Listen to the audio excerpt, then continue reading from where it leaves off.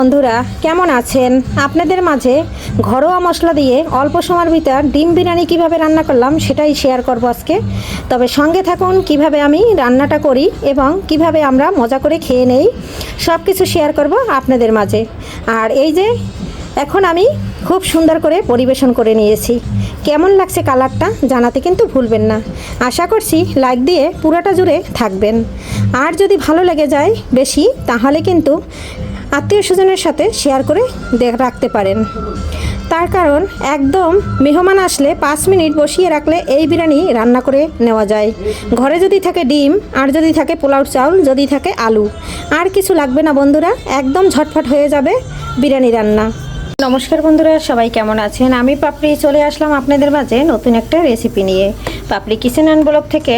এই যে আজকে হবে ডিম বিরিয়ানি। এখানে নিয়েছি 1 কেজি পোলাও চাউল ধুয়ে, আর এখানে নিয়েছি 8টা ডিম সিদ্ধ করে ছুলে, আর নিয়েছি আলুটা।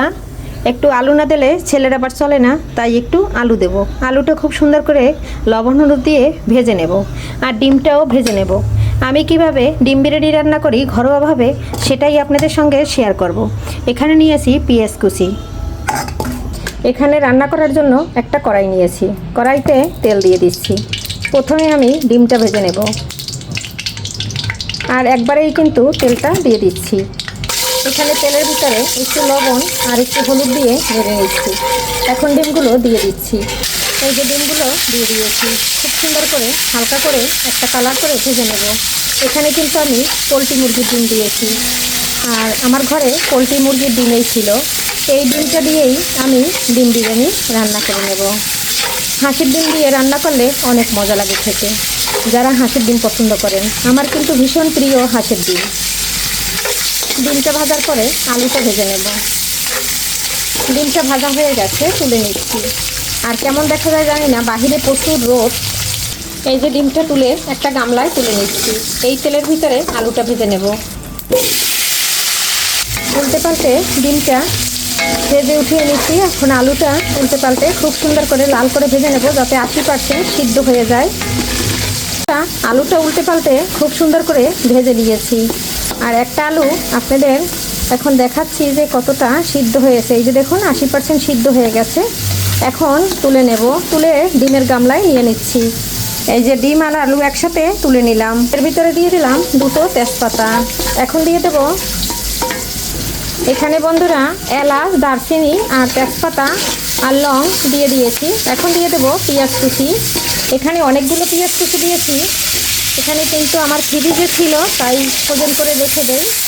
আর এখানে অনেকগুলো পেঁয়াজ কুচি দিয়েছি, প্রায় 250 গ্রামের মতন।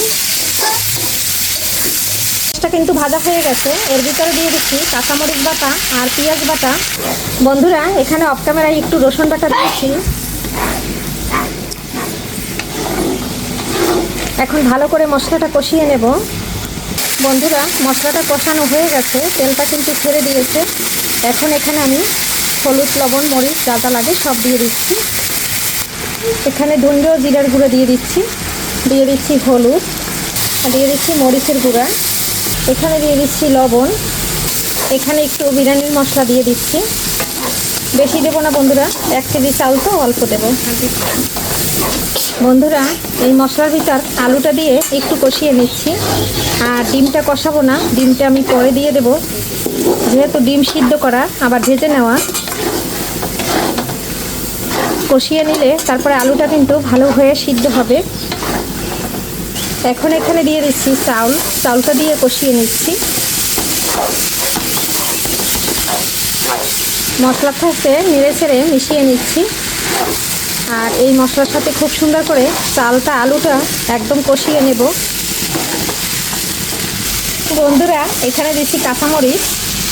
এই যে চাল আর আলুটা একদম ভাজা হয়ে গেছে। এখন আমি এখানে দিয়ে দেব গরম জল।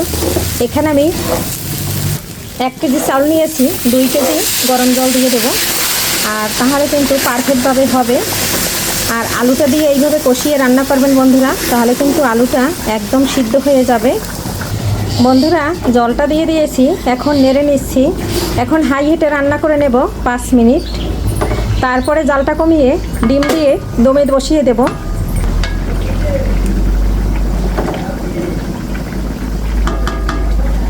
বন্ধুরা, যেহেতু পোলট্রির ডিম তাই আমি মাঝখান থেকে একটু ফাটিয়ে দিচ্ছি, যাতে মশলাটা খুব সুন্দর করে ঢোকে, তাহলে কুসুমটা খেতে ভালো লাগবে।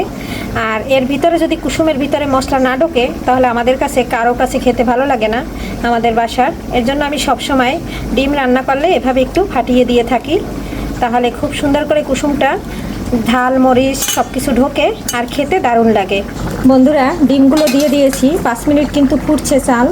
এই পর্যায়ে ডিমটা দিলে খুব সুন্দর করে ডিমের ভিতরে মশলাটা প্রবেশ করবে। ডিমটা দিয়ে একটু নেড়ে দিচ্ছি। আর এই যে দেখুন, আর আমরা কিন্তু এখানে ঘি ব্যবহার করব না, আপনারা যারা ঘি খান ঘিটা দিতে পারেন। আমাদের বাসার কেউ ঘি খায় না, আমার ছেলে পছন্দ করে না এবং আমি আমার বোনও পছন্দ করি না, তার জন্য ঘিটা দিচ্ছি না। এই যে 5 মিনিট হাই হিটে রান্না করে নিয়েছি, আমার জলটা কিন্তু শুকিয়ে গেছে। আর এখন আমি একটু নেড়ে ছেড়ে তারপরে ঢাকনা দিয়ে দমে বসিয়ে দেব। এই পর্যায়ে জালটা একদম কমিয়ে রাখবো। আর এই যে দেখুন, মাপ মতো জল হয়েছে, তাই কিন্তু খুব সুন্দর একদম ঝরঝরে হয়েছে। আর এই ডিম বিরিয়ানিটা রান্না করতে একদম অল্প সময় লাগে বন্ধুরা। ঘরে মেহমান আসলে বসিয়ে থুয়ে রান্না করে নেওয়া যায় এভাবে ঘরোয়াভাবে, ঘরোয়া মশলা দিয়ে। আমি যেভাবে রান্না করলাম বন্ধুরা, সেভাবে যদি আপনারাও চেষ্টা করেন অবশ্যই পারবেন। এখানে আমি একটু ধনেপাতা দিয়ে দিচ্ছি, এটা বড় ধনিয়ার পাতা।